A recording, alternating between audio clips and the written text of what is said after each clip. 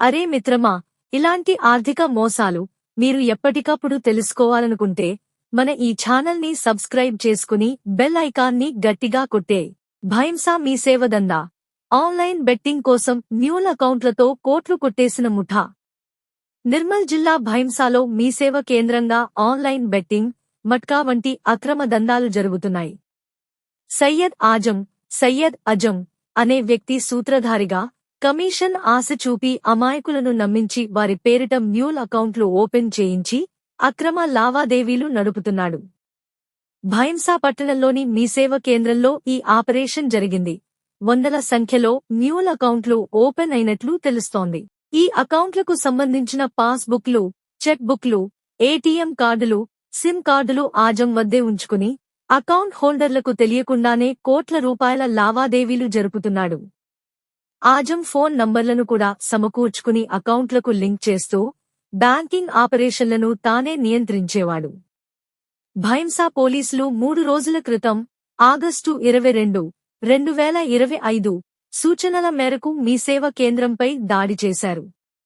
ఈ దాడిలో 16.3 లక్షల రూపాయలు నగదు, 384.38 గ్రాముల బంగారు ఆభరణాలు, 3 బంగారు బిస్కట్లు, 55 గ్రాములు, పలు ఆస్తి డాక్యుమెంట్లు, ఆధార్ కార్డులు, పాన్ కార్డులు, పాస్ బుక్లు, సిమ్ కార్డులు దొరికాయి.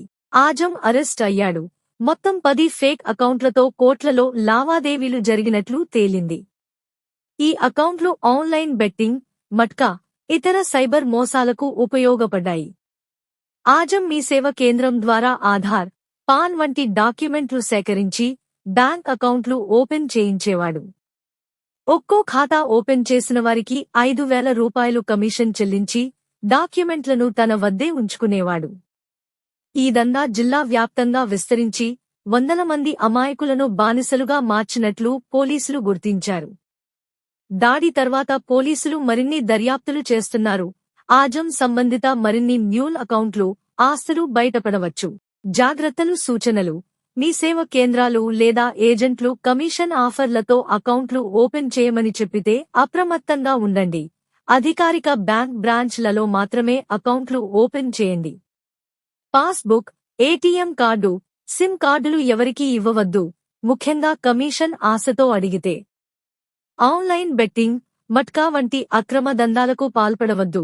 అలాంటి ఆఫర్లు వచ్చినప్పుడు పోలీసులకు తెలియజేయండి. బ్యాంక్ అకౌంట్లో అనుమానాస్పద లావాదేవీలు కనిపిస్తే వెంటనే బ్యాంకుకు లేదా 193 ఫిర్యాదు చేయండి. సైబర్ మోసం జరిగితే వెంటనే 193 కాల్ చేయండి లేదా cybercrime.gov.in ఫిర్యాదు చేయండి. రెగ్యులర్గా బ్యాంక్ స్టేట్మెంట్లు చెక్ చేసుకోండి. 2-ఫ్యాక్టర్ అథెంటికేషన్ ఆన్ చేసుకోండి. అవగాహన పెంచుకోవడానికి ప్రభుత్వ క్యాంపెయిన్లు, పోలీస్ హెల్ప్ లైన్లు ఫాలో అవ్వండి.